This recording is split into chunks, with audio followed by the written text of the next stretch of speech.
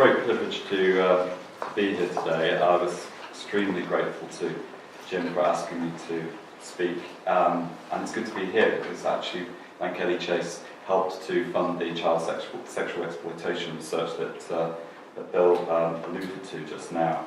And we're very proud of our association with NOAA, and particularly pleased to fund the work that NOAA does to support people who are trying to re-enter the labour market. It is still fairly uncommon for an organisation to make entry into the labour market and enterprise the core purpose of its work, the core organisational priority. So I would say that NOAA is to be commended for building real prospects for people. Today I want to share Kelly Chase's learning from its work nationally. We fund projects all over the country that support people with what we call severe and multiple disadvantage. And I want to briefly talk about the people themselves, and then dig into what we're starting to learn about what effective support services look like, and then finally to explore what systemic changes are implied by this learning. So severe and multiple disadvantage is our working title for what happens to people when their problems outstrip the ability of the full range of services to offer meaningful and effective responses.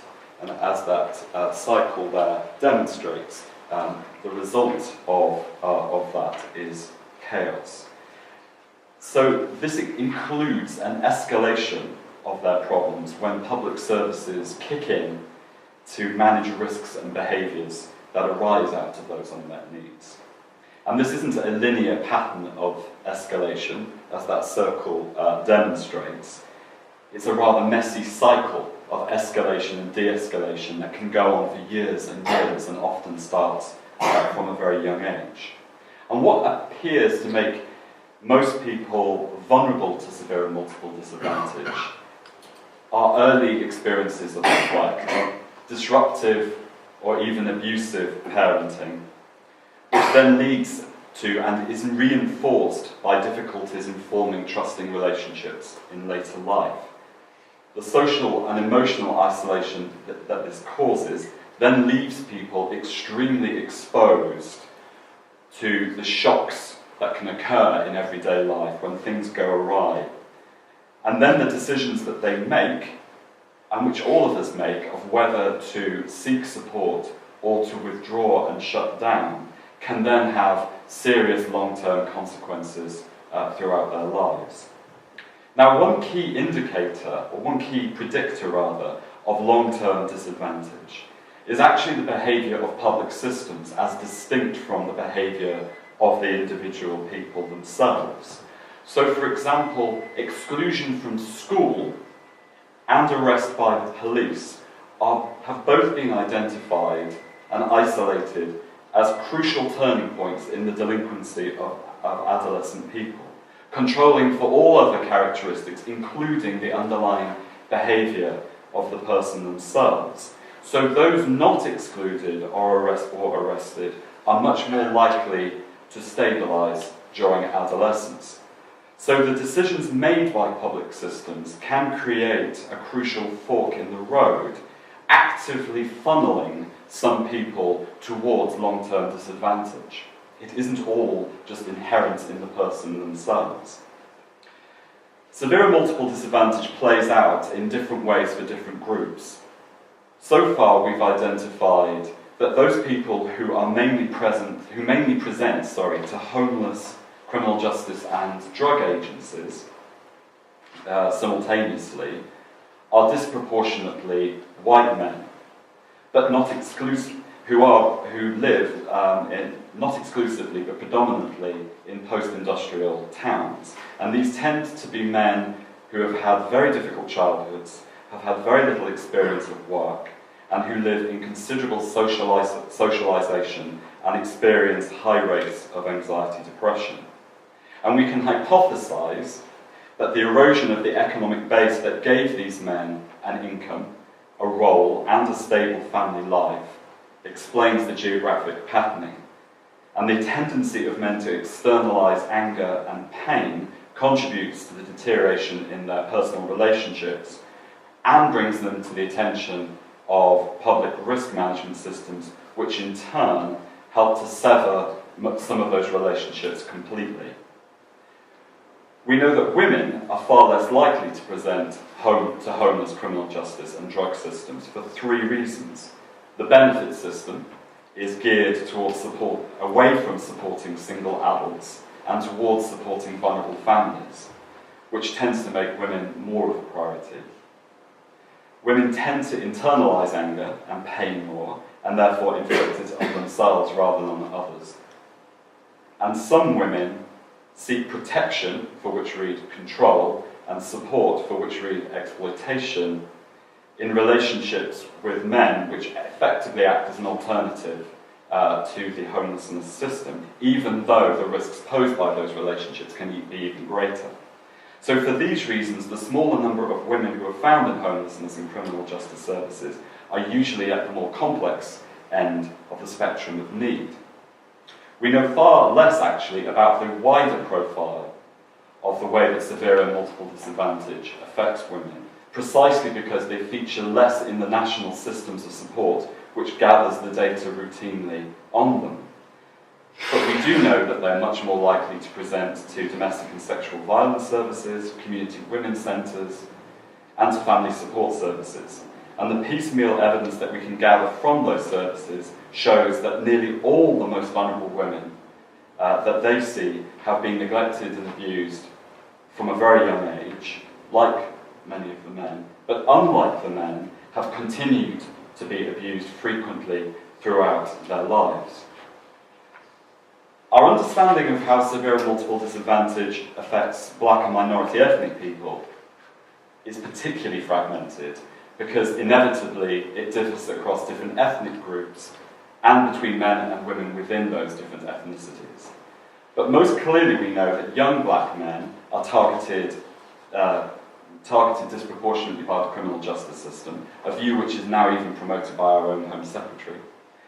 And are disproportionately represented in the acute end of our mental health system, where their outcomes are much poorer than for other groups.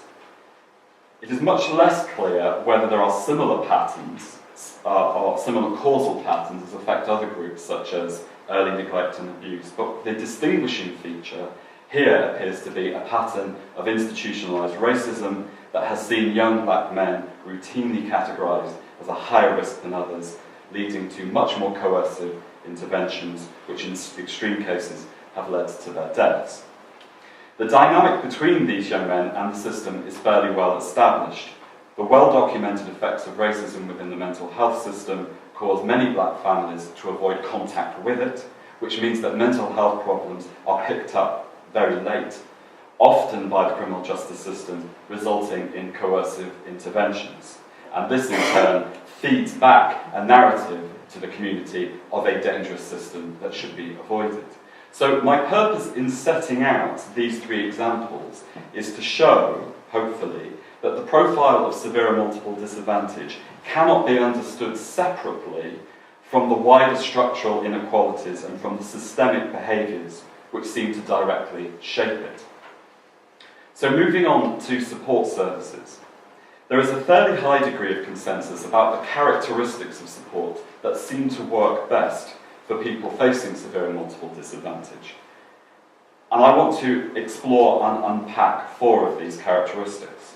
The first of which is that the support available should be capable of responding to the interrelated nature of multiple disadvantage. This imperative is most often interpreted as a need for an integrated package of person-centred support delivered by multi-agency partnerships. Now, certainly close collaboration between agencies is crucial to a person in order to ensure that they can readily access different forms of help that they need. And organisations do need to work closely together in order to see and understand that multiplicity. However, this can start to look like a system of signposting, referral, assessment, reassessment, administered by overworked caseworkers, appointed by a lead agency to achieve their outcomes, usually against a tight time frame. In other words, integrated packages of whole person support can start to look suspiciously like business as usual. Responding to the interrelated nature of multiple disadvantage seems to depend on a skilled and empowered practitioner who can work alongside the person or family, problem solve with them, and draw upon as many resources and services as are needed. It really seems to help if a number of those services are located within the same organisation that employs the practitioner, as firstly, this increases the chances of the support being drawn together without all of the negotiation and transaction that needs to happen. It reduces the episodic and parcel passing effect of the interagency referral system, and it allows the person or family to build a bond of trust with one particular organisation, all of which suggests that localised community hub organisations that are able to pull together the right package of support from within their own resources, including the softer kind of support such as social networking and engagement in arts and sports, etc., are particularly well suited to responding to the interrelated nature of disadvantage. And I say this knowing that many of those organisations find it incredibly hard to piece the money together to be that holistic source of support because it's commissioned by so many different parts of the system. The more one agency is able to work with the whole person, the closer they will get to the complex web of interrelated factors that makes up that person's life. Interagency signposting is unavoidable, but if it is the default, then the person is likely to get mangled. The second principle is that the support should be highly relational. The dominant paradigm of support promoted by social scientists in many Western nations is the evidence-based intervention. An intervention usually signifies a prescribed program of activity which is followed closely and is proven to lead to a desired set of results. We've not seen much evidence that interventions work particularly well for people facing severe multiple disadvantage, and plenty to suggest that they don't reach or work for people at the most complex end of the spectrum. This doesn't mean that interventions can't or won't work. It just means that many of the delivery structures often exclude the people who need them most. And contrast intervention, which literally means come between, with relationship, which stresses connectedness, mutuality, and kinship. In the paradigm of interventions, it is acknowledged that an intervention is more likely to be successful if delivered in the context of a consistent case management system that can ensure the intervention is timed and targeted effectively. What we have seen repeatedly is that it's actually the quality of the relationship itself that is formed between the case manager, or mentor, or key worker, or whatever, and the person or family that seems to make the most difference, irrespective of what interventions are being delivered. So when people tell their stories about what has made a difference to them, we invariably hear the same comments. He was there for me. She didn't seem to have an agenda. He actually seemed to care. She didn't turn up with forms. She just listened. Now, a basic hypothesis for why this makes a difference would be that people who have learned repeatedly not just to trust support services need to believe in the authenticity and integrity of the support that they are being offered. They need to trust that it is genuinely in their interests and that they will be safe. This is especially important because it takes huge bravery and personal risk to take yourself on and try and change your life. And you're not going to do that if you're working with somebody that you can't relate to. But beyond this, we can hypothesize that building a strong relationship with your worker starts to model the relationships that can be built elsewhere. And so by increasingly trusting in other people, you can start to trust your own judgment. And if you start to trust yourself, then you can start to take responsibility for putting your life back together.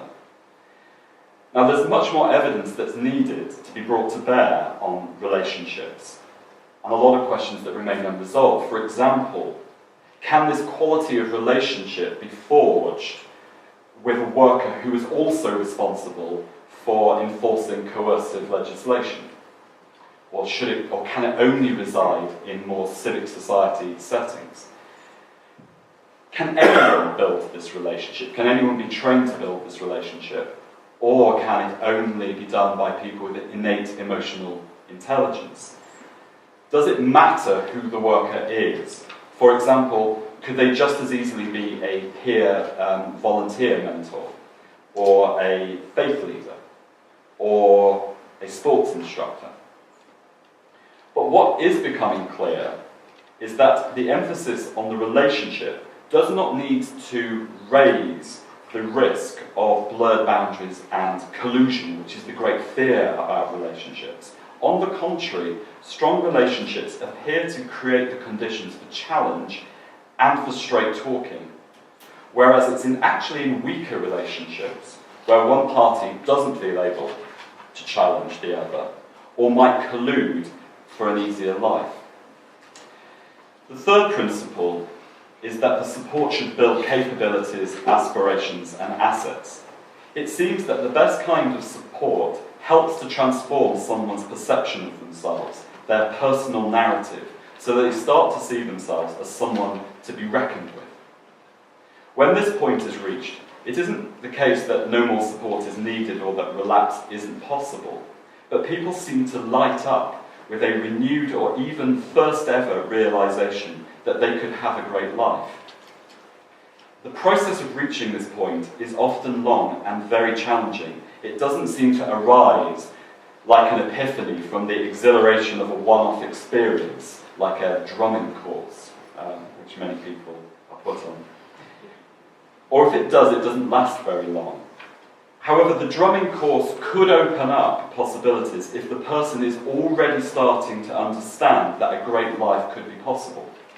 And this sense of possibility seems to arise out of a steady growth in the person's realization of their own capabilities, by which I mean the reduction of adverse circumstances coupled with an increase in their own capacity to act. And creating the conditions in which capabilities can be built requires that we don't limit support to the reduction in adverse circumstances. A strategy that only seeks to resolve adversity seems to reinforce what is wrong and where the deficits lie, and does not connect with who the person actually is for themselves. When a truer identity emerges from behind the stigmatizing label of homeless person or drug user or offender, identities such as drummer or father or whatever, when someone identifies and says, this is who I am, then sustainable change starts to feel real.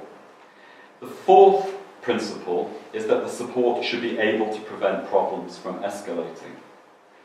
Because Lankelly Chase's concern is with severe and multiple disadvantage, most of the services that we see are focused on people in extremity and people who've reached rock bottom or a crisis point. However, what we've also seen is that when people who've experienced multiple disadvantage are engaged in the process of the co-design of services, what they rarely design is a crisis service. What tends to result is a service offered in the right place, at the right time, in the right conditions, such that it prevents people from reaching crisis. They don't want people to have reached the crisis that they reached before. Homeless people who are asked to co-design services rarely design a better hostel. Why? Because they tend to hate hostels. So one key clue to whether a preventative service is effective, and we all always ask ourselves the question, how do we know what has been prevented, so how do we know if this thing is working?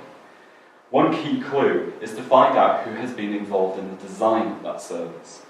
And by far the best people who understand the routes into crisis services are those who have taken the journey themselves. They know where the missed opportunities were, they know where the service glitches led them to be excluded, and where a different approach would have made a difference.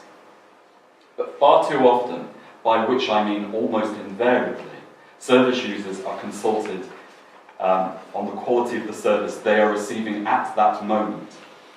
Very rarely are they engaged in a process that lifts the lid on the wider system.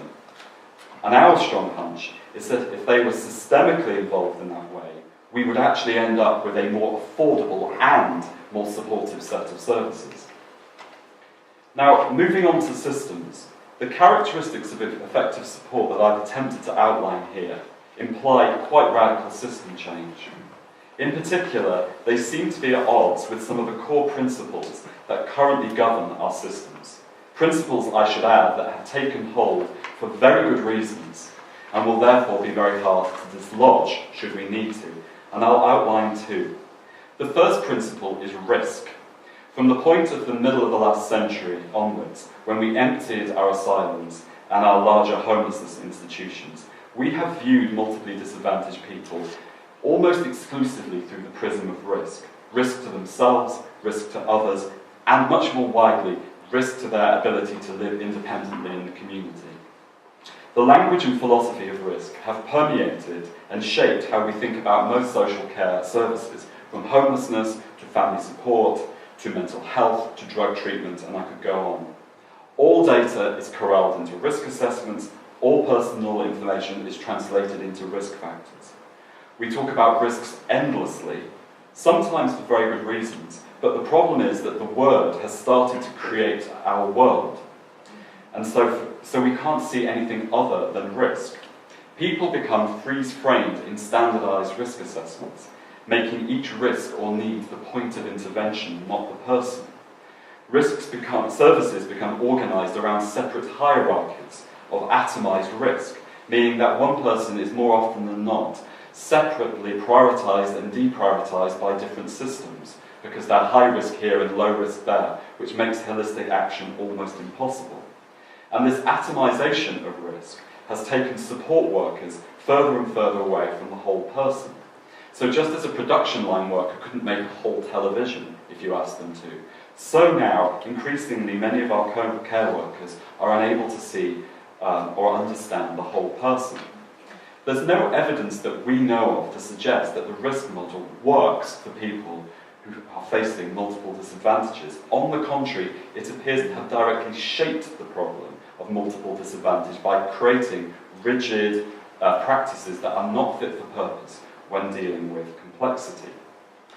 The second principle underpinning the system is outcomes. It's very hard to argue that our services should be measured on their effectiveness in achieving outcomes. Who doesn't want services to achieve better outcomes? The question I would pose is whether specifying and managing improved outcomes is really the best way of improving outcomes. We all know now that highly managerial approaches to organisations and to organisational culture produce better productivity in the short term, but long term they squash creativity and they reduce ownership, initiative and morale. Shifting from a managerial to a leadership approach that taps into people's core motivations and their desire to do a great job seems to produce much more sustainable results. At least that's what 99% of international evidence suggests. In the voluntary sector, the outcome model has focused us increasingly on product rather than process. So rather than encouraging a culture where learning is improved to continually, is used to continually improve the effectiveness of the organisation and of the field more widely, the outcome model has encouraged learning as a form of marketing in a context of competition. So you see voluntary organisations desperately trying to shoehorn their practice into a preordained set of outcomes, collecting data to feed the system's needs, not the interests of their clients.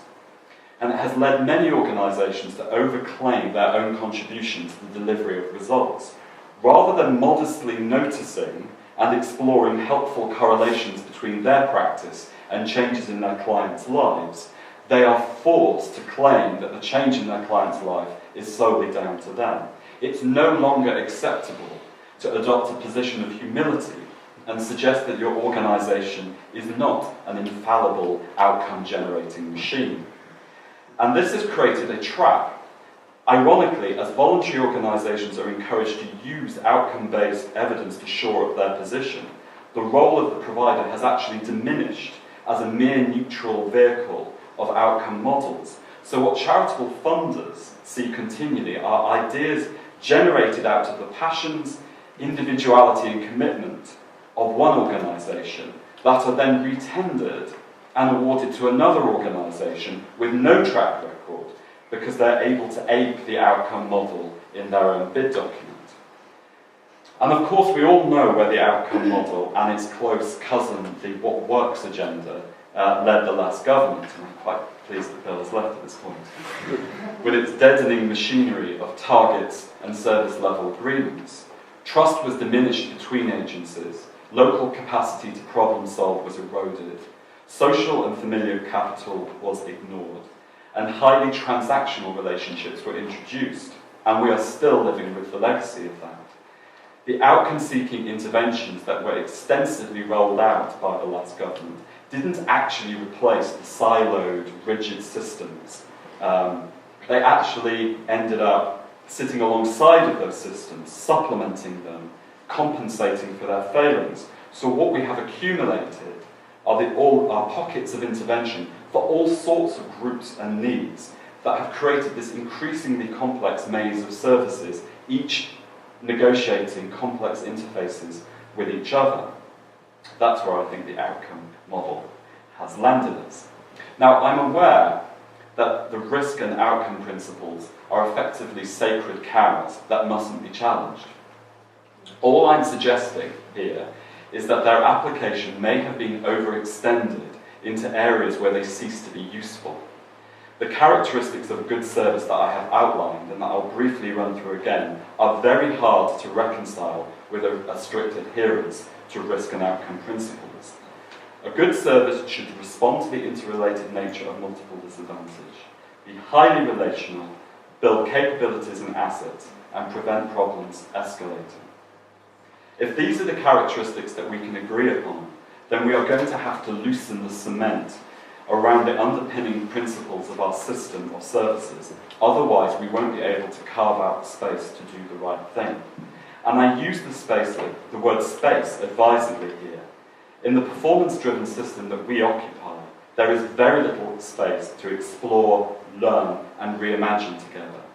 We consult with each other, and we dabble a bit in co-production, but we don't create spaces where commissioners, elected leaders, service users, and statutory and voluntary sector providers can come together without the power hierarchies that stop people saying what they really think, and have an honest and extended conversation about how to build great services that we can afford post-austerity. Deep down, we all know that risk management systems can increase risk. And deep down, we all know that outcome-driven services can simply shift poor outcomes elsewhere in the system. It's a bit of a game that we've trapped ourselves into playing. And we also know how utterly transformational, how powerful relationships can be, how building people's capabilities is the only credible strategy, and how prevention makes complete economic sense.